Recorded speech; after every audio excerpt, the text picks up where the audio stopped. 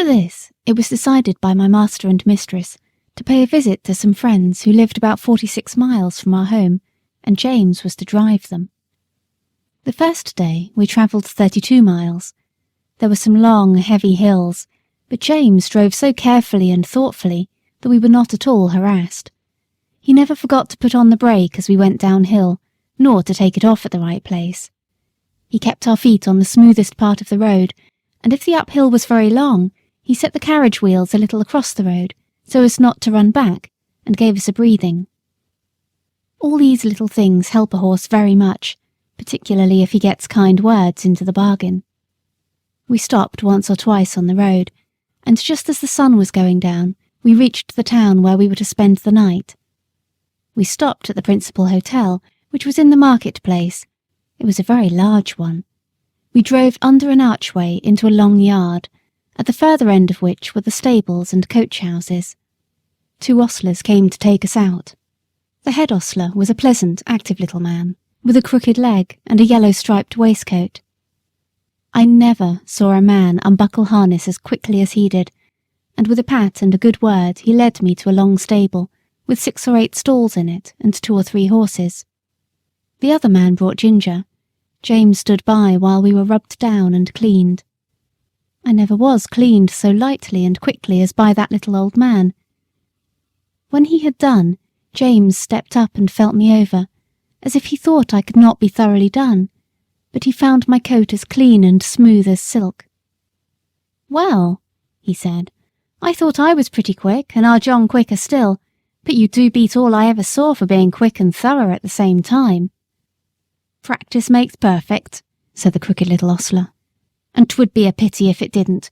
40 years' practice and not perfect. That would be a pity. And as to being quick, why, bless you, that is only a matter of habit.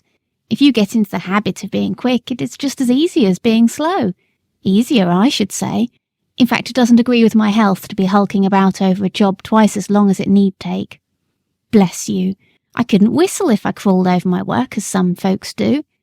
You see, I have been about horses ever since I was 12 years old, in hunting stables and racing stables, and being small, you see, I was jockey for several years.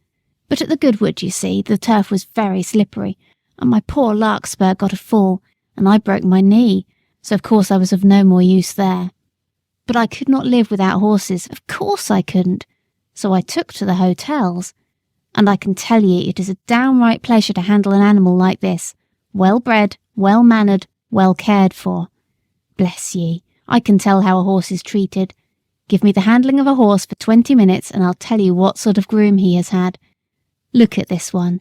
Pleasant, quiet, turns about just as you want him, holds his feet up to be cleaned out, or anything else you please to wish. Then you'll find another fidgety, fretty, won't move the right way, or starts across the stall, tosses up his head as soon as you come near him, lays his ears and seems afraid of you, or else squares about at you with his heels. Poor things. I know what sort of treatment they have had. If they are timid, it makes them start or shy.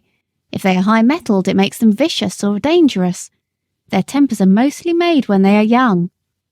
Bless you, they are like children. Train them up in the way they should go, as the good book says, and when they are old they will not depart from it if they have a chance.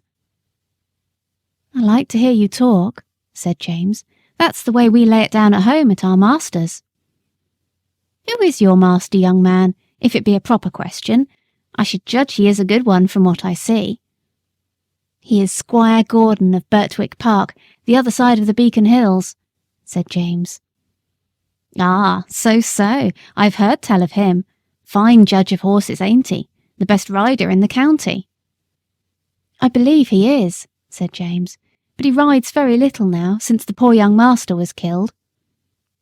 "Ah, poor gentleman. I read all about it in the paper at the time. A fine horse killed too, wasn't there?" "Yes," said James. "He was a splendid creature, brother to this one, and just like him." Pity, said the old man. "'Twas a bad place to leap, if I remember.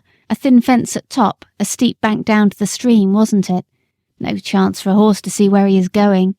Now, I am for bold riding as much as any man, but still there are some leaps that only a very knowing old huntsman has any right to take. A man's life and a horse's life are worth more than a fox's tail. At least I should say they ought to be." During this time the other man had finished Ginger and had brought our corn, and James and the old man left the stable together.